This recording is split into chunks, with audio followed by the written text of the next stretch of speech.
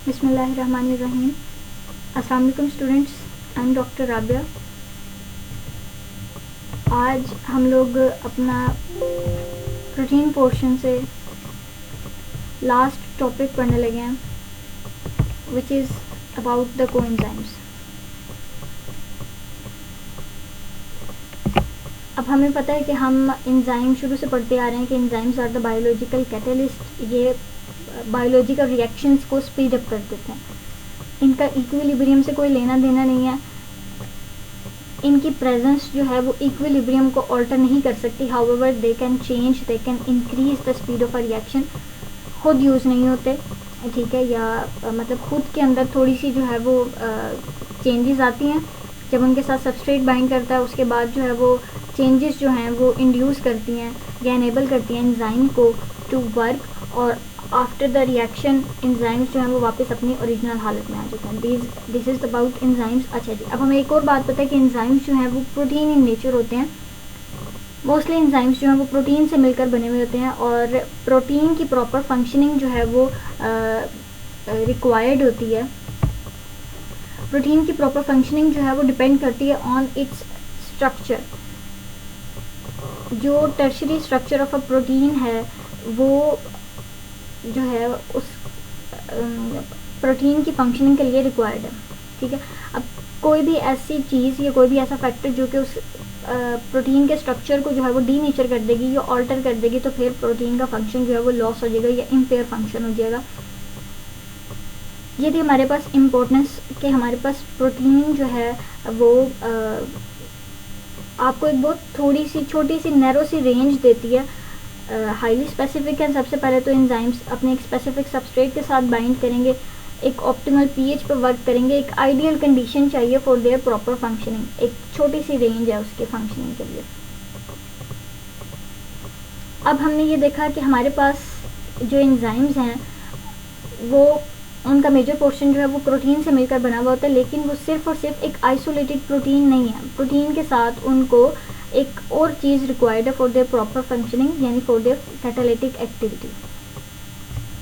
तो वो जो नॉन प्रोटीनियस पार्ट है उसको हम कह देते हैं कि वो क्या है, non proteinaceous small additional factors collectively referred as the cofactors for the catalysis. यानी हमारे पास कुछ ऐसे एंजाइम्स होंगे। अब हमारी बॉडी के अंदर एक दो तो एंजाइम है नहीं, या लिविंग सिस्टम के अंदर एक दो एंजाइम तो है नहीं, देयर आर मल्टीपल एंजाइम्स, ठीक है। और हर एंजाइम का अपना एक फंक्शन है, अपना एक उसने रिएक्शन को कैटालाइज करना है। अच्छा, तो फिर अब हमारे पास क्या है कि एक तो हर अगर जो मल्टी स्टेप जो रिएक्शंस होंगे जिनके स्टेप्स जो हैं वो मोर देन वन स्टेप्स होंगे। फॉर एग्जांपल हमारे पास रेस्पिरेशन आ गई, ये फोटोसिंथेसिस आ गए, वो सिंगल ये टू स्टेप प्रोसेसेस नहीं हैं, मल्टी स्टेप प्रोसेसेस हैं। तो हर स्टेप जो है वो अपने एक स्पेसिफिक एंजाइम से जो होगा वो कैटालाइज किया जाएगा या उससे प्रोसीड किया जाएगा। तो फिर जो कुछ एंजाइम्स तो ऐसे होंगे जो सिर्फ और सिर्फ आइसोलेटेड प्रोटीन पे कंसिस्ट कर रहे होंगे, और वो जो they don't require any non proteinaceous part, ठीक है। लेकिन ये मेजॉरिटी ऑफ एंजाइम्स के साथ जो है वो ट्रू नहीं है। Majority of enzymes require additional part which is non proteinaceous in nature. तो वो जो एडिशनल पार्ट है वो हमारे पास एक्ट करता है, उसको हम कहते हैं को फैक्टर्स फॉर कैटालाइसिस। ये को फैक्टर्स जो है अब ज़रूरी होते हैं। अभी हमने पढ़ा कि हमारे पास प्रोटीन जो एंजाइम्स हैं वो हमें एक बहुत नैरो सी रेंज देते हैं अपनी फंक्शनिंग की। थोड़ा सा एक छोटी सी रेंज के अंदर अगर जो उसकी सेट रेंज है उस टेम्परेचर को आप प्रोवाइड करेंगे तो एंजाइम जो है वो फंक्शन करेगा। थोड़ा सा ही आप आगे पीछे हो जाएंगे तो फिर एंजाइम जो होगा वो अपनी उस हिसाब से फंक्शनिंग नहीं देगा। और जैसे ही आपकी जो रेंज से बाहर जितना जाते रहेंगे आइदर इंक्रीज और डिक्रीज, उतना ही जो डीनेचुरेशन है प्रोटीनियस पार्ट की वो ख़त्म होना शुरू हो जाएगी और प्रोटीन का फंक्शन जो है वो लॉस होना शुरू हो जाएगा। ठीक हो गया। तो बाकी सारे फैक्टर्स जो कि आपका प्रोटीन की एंजाइम की फंक्शनिंग के लिए रिक्वायर्ड हैं, उन फंक्शंस के साथ जैसे हम पढ़कर आए थे कंसंट्रेशन ऑफ सबस्ट्रेट प्रोडक्ट और एंजाइम्स की concentration, temperature, pH, time, radiations, इन सब के साथ साथ हमारे पास एक और चीज़ जो कि को फैक्टर कहलाती है, वो भी प्रोटीन की फंक्शनिंग, एंजाइम की फंक्शनिंग के लिए रिक्वायर्ड है। ये थी होगी इसकी इम्पोर्टेंस कि हमारे पास कुछ ऐसे प्रोटीन्स जो कुछ ऐसे एंजाइम्स जो कि नॉन प्रोटीन पार्ट पे भी कंसिस्ट किए हुए होते हैं, उनको प्रॉपर फंक्शनिंग के लिए वो रिक्वायर्ड हैं। अब ये कोफैक्टर्स जो हैं वो ऑर्गेनिक इन नेचर भी हो सकते हैं और इनऑर्गेनिक इन नेचर भी हो सकते हैं। इसके लिए कोई कंपल्सन नहीं है कि ये जी ऑर्गेनिक ही हो या नॉन ऑर्गेनिक हो।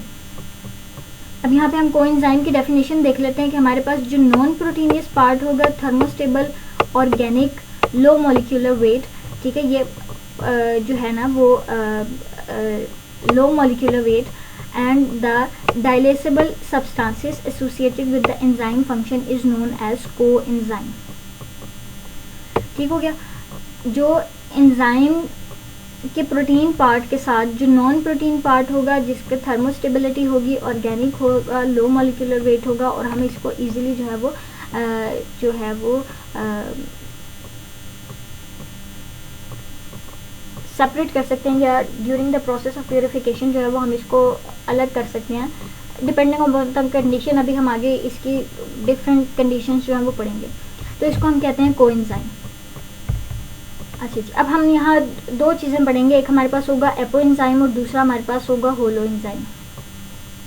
ठीक है, the functional enzyme is referred as holoenzyme. ठीक है, होलो एंजाइम हमारे पास वो होगा जो कि एपोएंजाइम के साथ कंसिस्ट होगा और कोएंजाइम के साथ होगा। यानी जो होलो एंजाइम जो है वो एपो और कोएंजाइम दोनों का होगा। एपोएंजाइम हमारे पास सिर्फ जो proteinaceous part of the enzyme होगा वो कहलाता है। जब उस एपोएंजाइम के साथ कोएंजाइम लग जाएगा तो वो होलो एंजाइम कहलाएगा, और ये होलो एंजाइम जो है वो फंक्शनल है। ठीक है, यानी अगर जो एंजाइम है वो उसकी फंक्शनिंग के लिए कोएंजाइम रिक्वायर्ड है, तो जब तक कोएंजाइम इस एपोएंजाइम के साथ बाइंड नहीं करेगा तब तक ये एंजाइम फंक्शनल नहीं होगा। अकेला एपोएंजाइम जो है वो कुछ नहीं कर सकता इस केस में। इसके अलावा हमारे पास एक टर्म होती है प्रोस्थेटिक ग्रुप। ठीक है, ये यूज़ की जाती है जब आपका नॉन प्रोटीनियस पार्ट जो होगा वो टाइटली बाउंड होगा विद द एंजाइम। अब यहाँ पे उसने बताया कि हम उसको इजीली जो है वो सेपरेट नहीं कर सकते बाय डायलाइसिस। ये एक प्रोसेस है जिसके थ्रू हमने प्रोटीन के पार्ट्स को सेपरेट करना है, तो इस प्रोसेस के थ्रू हम इस प्रोस्थेटिक ग्रुप को इजीली नहीं कर सकते। बेसिकली क्या है कि ये नॉन प्रोटीनियस पार्ट ही है जो कि proteinaceous part of the enzyme के साथ जुड़ा हुआ है, लेकिन इसकी बाइंडिंग जो है वो बता रहा है कि ये टाइटली बाइंड है, हम इसको जो है वो सेपरेट नहीं कर सकते। उसके अलावा हमारे पास एक और टर्म आती है कोएंजाइम के अंदर, ये सारे आ रहे हैं। कोएंजाइम के अंदर प्रोस्थेटिक ग्रुप भी आ रहा है, एक्टिवेटर भी आ रहा है। ठीक है, जो हमारे पास कोएंजाइम है उसकी उसने एक कैरेक्टरिस्टिक बताई है कि वो टाइटली बाउंड होगा, जबकि जो हमारे पास एक्टिवेटर है वो क्या होगा, ये इनऑर्गेनिक कोफैक्टर को रिप्रेजेंट करेगा, necessary to enhance the enzyme activity. अब कुछ बुक्स ऐसी हैं जो कि ये सारे जो टर्म्स हैं उनको कहती हैं कि ये इंटरचेंजेबल टर्म्स हैं, मतलब इनका सेम मीनिंग है। Some authors make no distinction between the terms cofactor, coenzyme and the prosthetic group and make use interchangeably। अभी जो हमने डिफरेंस पढ़ा वो सिर्फ ये पढ़ा कि हमारे पास कोफैक्टर्स जो थे वो हमारे पास वो सारे वो organic, inorganic, non molecular weight वगैरह थी। ठीक है, जो कि प्रोटीन की फंक्शनिंग के लिए रिक्वायर्ड थे। कोएंजाइम का हमने पढ़ लिया कि थर्मोस्टेबल, ऑर्गेनिक, और हमारे पास low molecular weight, non proteinaceous part, ये हो गया। प्रोस्थेटिक ग्रुप हमने पढ़ा कि हमारे पास ग्रुप है जो कि नॉन प्रोटीनियस है और टाइटली बाउंड है। ये हमने तीन चीज़ें पढ़ ली, और कुछ ऑथर्स कहते हैं कि ये हमारे पास तीनों टर्म्स जो हैं इनका सेम मीनिंग है। अच्छा, अब जनरली ये ऑब्जर्व किया जाता है कि वो रिएक्शंस जो कि ऑक्सीडो रिडक्शंस हैं, ऑक्सीडेशन रिडक्शन कराते हैं, ग्रुप ट्रांसफ़र कराते हैं, आइसोमराइजेशन कराते हैं या कोवलेंट बॉन्ड फॉर्मेशन कराते हैं, उनको कोएंजाइम रिक्वायर्ड है। ठीक है, अब उसने, अगर आपको very first lecture of the enzyme याद हो तो इसमें हमने क्लासेस पढ़ी थी, क्लासेस ऑफ द एंजाइम्स के, हम उनको उन रिएक्शंस की बेस पे जो वो कैटालाइज करा रहे होते हैं 6 ग्रुप्स में हमने डिवाइड किया था। तो उनमें से उसने बताया कि वो रिएक्शंस या वो एंजाइम्स जो कि ये काम करते हैं, ठीक है, जिनका काम ऑक्सीडेशन रिडक्शन करना है या ग्रुप का हाइड्रोजन का ट्रांसफ़र कराना है from one to the other, isomerization कराना है या कोवलेंट बॉन्ड की फॉर्मेशन है, ऐसे एंजाइम्स जो हैं वो एंजाइम्स जो इन रिएक्शंस में इन्वॉल्व हैं उन एंजाइम्स को कोएंजाइम रिक्वायर्ड है। कोएंजाइम अब कोवलेंटली भी बाउंड हो सकता है और नॉन कोवलेंटली भी बाउंड हो सकता है टू द एपोएंजाइम। एपोएंजाइम हमारे पास प्रोटीनियस पार्ट था और ये कोवलेंट भी बाइंड कर सकता है और नॉन कोवलेंट भी बाइंड कर सकता है, परमानेंट भी और जो है वो टेम्परेरी भी। दूसरा नाम जो कोएंजाइम्स का है वो हमारे पास सेकंड सबस्ट्रेट या को सबस्ट्रेट है, ठीक है। इसको हम को सबस्ट्रेट या सेकंड सबस्ट्रेट इसलिए कह रहे हैं क्योंकि ये सबस्ट्रेट की तरह कैपेबल है to bind with the enzyme, ठीक है। They have affinity with the enzyme comparable to that of the substrate.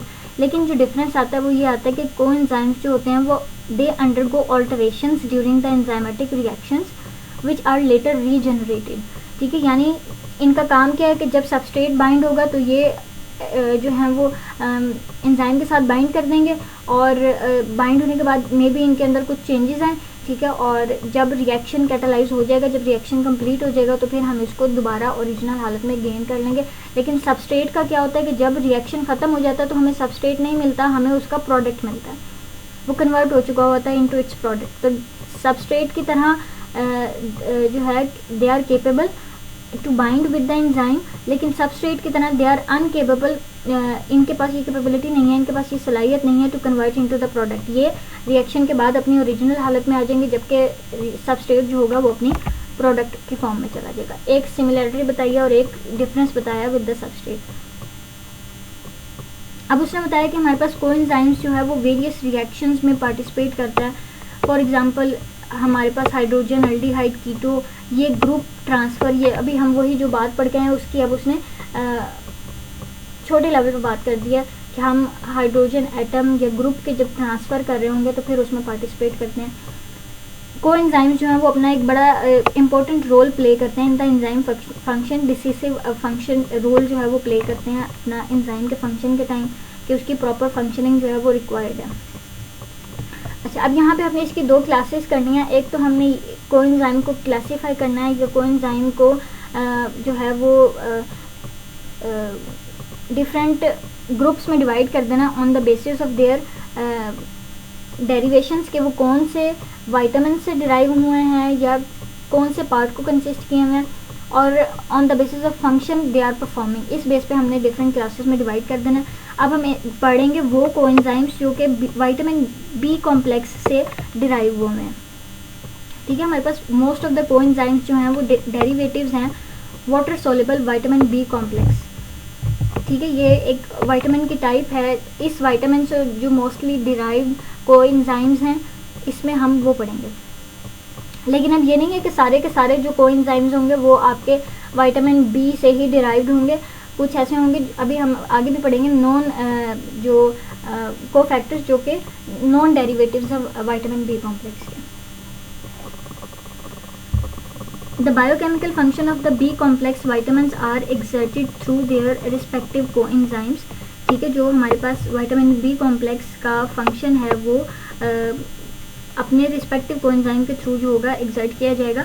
हमारे पास एक टेबल है जिसमें वो सारे कोफैक्टर्स पड़े हुए हैं जो कि विटामिन से डिराइव हैं, उनका फंक्शन क्या है, ठीक है। सबसे पहले हम पढ़ेंगे कि हमारे पास थायमीन जो है, थायमीन पायरोफॉस्फेट पड़ा हुआ है जिसकी एब्रिवेटेड फॉर्म TPP है। ये डिराइव हुआ हुआ है फ्रॉम द थायमीन विटामिन, ठीक है। और ये क्या काम करता है, एल्डिहाइड या कीटो ग्रुप को जो है वो ट्रांसफ़र करता है। और अगर हम एंजाइम की बात करें तो हमारे पास ट्रांसकीटोलेज जो है वो एंजाइम है। The next is flavin mononucleotide, ठीक है। FMN इसको हम कहेंगे। ये हमारे पास राइबोफ्लेविन से डिराइव होगा और ये हाइड्रोजन के इलेक्ट्रॉन को ट्रांसफ़र करेगा। अगर हम एंजाइम की बात करें तो L अमाइनो ऑक्सीडेज एंजाइम जो है इस मतलब इस एंजाइम का ये FMN कोफैक्टर है।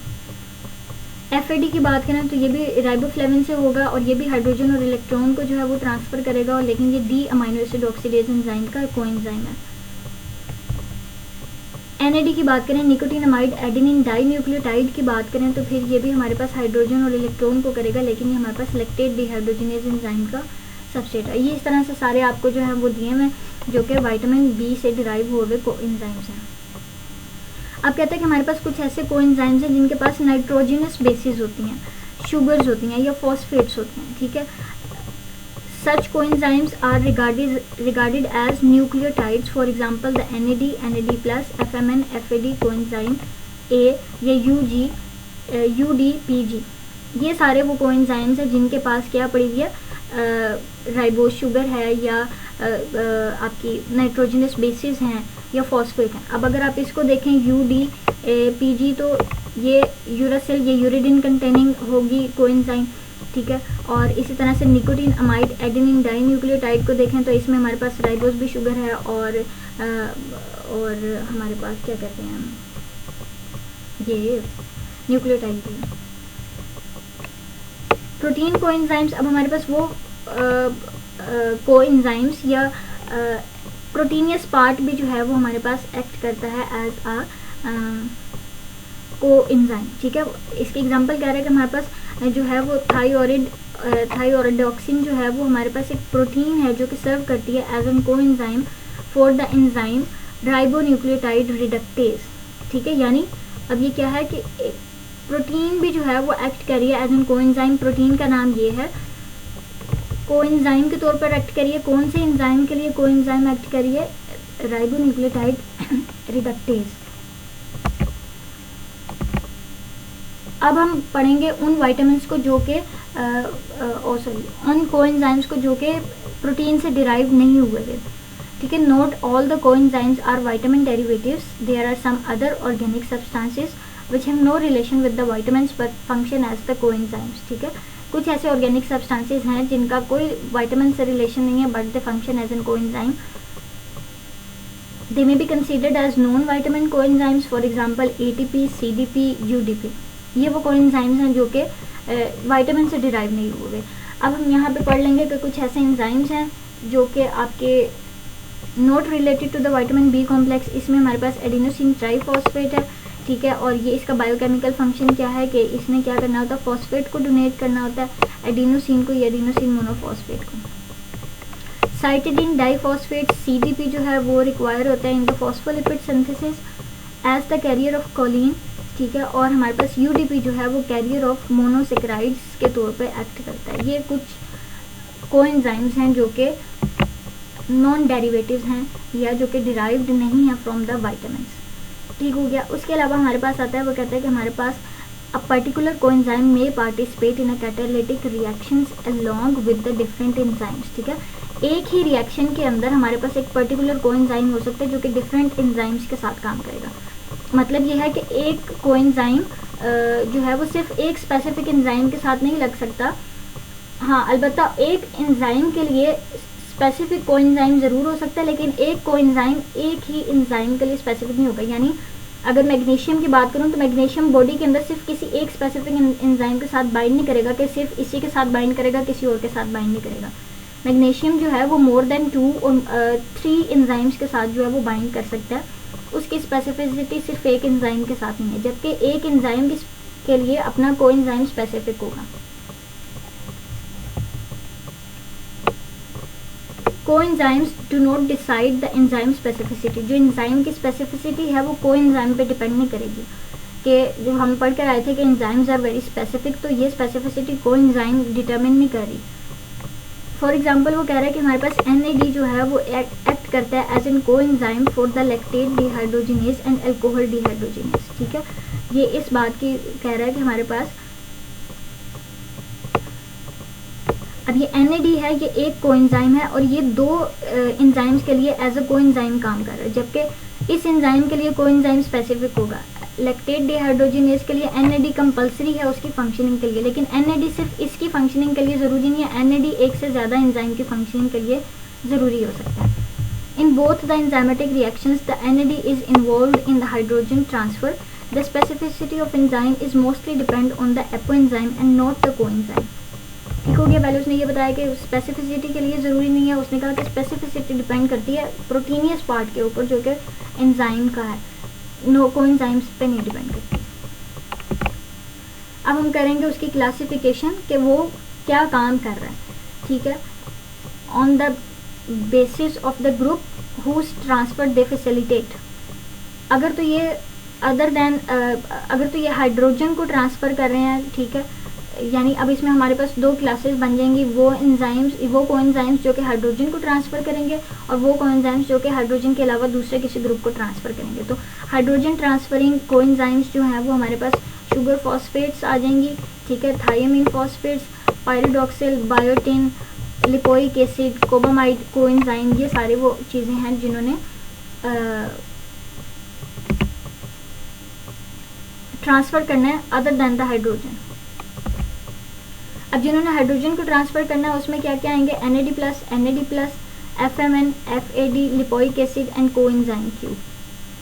इसके अलावा हमारे पास हीम भी जो है वो कोएंजाइम के तौर पर एक्ट करता है in the cytochrome peroxidases and the PG synthase complexes. अब हीम ग्रुप हम अभी पढ़कर आए हैं अपने हीमोग्लोबिन के अंदर, तो ये हमारे पास वो यही कह रहा है कि हीम ग्रुप भी जो है वो क्या करता है, एक्ट करता है as in coenzyme. Many of the coenzymes contain adenine, ribose, phosphate and their derivatives. ये भी हम सारा पढ़ कर आए हैं कि किस तरह से इसके जो है वो डेरिवेटिव्स हैं। मतलब कोएंजाइम्स जो हैं वो विटामिन के डेरिवेटिव्स भी हो सकते हैं, विटामिन के डेरिवेटिव्स नहीं भी हो सकते। दे may consist of protein, they may consist of nucleotides, phosphates, sugars, ये हमने अभी तक पढ़ा। अब हम पढ़ेंगे role of metal ions in the enzymes, कि मेटल आयंस जो है जो लगी हुई होती हैं, they may act as an cofactor या कोएंजाइम, ठीक है, या फिर हमारे पास जो है वो क्यों ज़रूरी हैं, वही बात जैसे हम कोएंजाइम में पढ़ कर आए हैं कि ये एंजाइम की एक्टिविटी के लिए ज़रूरी हैं। फॉर एग्जांपल हमारे पास पोटाशियम हो गया, मैग्नीशियम हो गया, कैल्शियम हो गया, जिंक हो गया, ठीक हो गया। अच्छा जी, उसके बाद वो कहते हैं कि हमारे पास अब जो मेटल कंटेनिंग एंजाइम्स होंगे वो दो तरह के होंगे, एक तो मेटल एक्टिवेटेड एंजाइम्स होंगे और एक मेटालो एंजाइम्स होंगे। जो मेटल एक्टिवेटेड एंजाइम्स हैं उन एंजाइम्स के अंदर मेटल, दोनों में मेटल लगी हुई है, ठीक है। जो मेटल एक्टिवेटेड एंजाइम्स हैं उनके अंदर जो मेटल होगी वो लूजली अटैच होगी और वो इजीली डिसोसिएबल है फ्रॉम द कॉम्प्लेक्स। आप उसको इजीली जो है वो अलग कर सकते हैं। उन ऐसे एंजाइम्स को हम कहेंगे metal activated enzymes. The metal part from the enzyme can be easily removed by the dialysis और any such other method without causing any denaturation of the apoenzyme, ठीक है। यानी ऐसे मेटल एक्टिवेटेड एंजाइम्स से हम मेटल्स को easily अलग कर सकते हैं विद डायलिसिस और एनी अदर प्रोसेस, ठीक है। और इस सेपरेशन के प्रोसेस के टाइम पे प्रोटीन का जो फंक्शन, प्रोटीन का जो स्ट्रक्चर है वो ख़राब नहीं होता, यानी प्रोटीन की डीनेचुरेशन नहीं होती।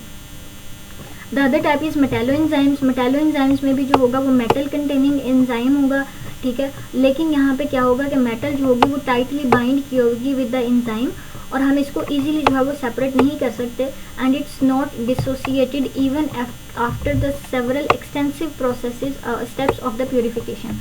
यानी हम उसको बहुत ज़्यादा प्योरिफिकेशन के प्रोसेसेस से गुजारने के बाद भी उसको सेपरेट नहीं कर सकते। अब मेटल्स जो है वो किस तरह से अपना फंक्शन परफॉर्म करते हैं, they help in either maintaining और प्रोड्यूसिंग और बोथ, ठीक है।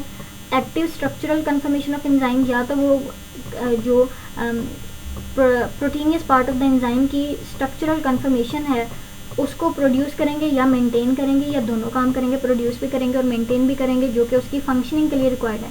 जब तक स्ट्रक्चर चेंज नहीं होगा, स्ट्रक्चर के अंदर कुछ मॉडिफिकेशंस नहीं आएंगी एंजाइम की, तब तक जो है वो सबस्ट्रेट बाइंड नहीं करेगा और एंजाइम सबस्ट्रेट कॉम्प्लेक्स नहीं बनेगा। उसके अलावा क्या काम कर सकता है, formation of enzyme substrate complex, enzyme को जो है वो हेल्प करेगा to bind with the substrate और to form the enzyme substrate complex.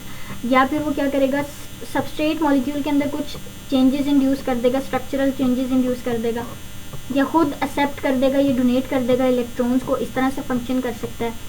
Activating और फंक्शनिंग अ न्यूक्लियोफाइल, एक न्यूक्लियोफाइल को एक्टिवेट कर सकता है।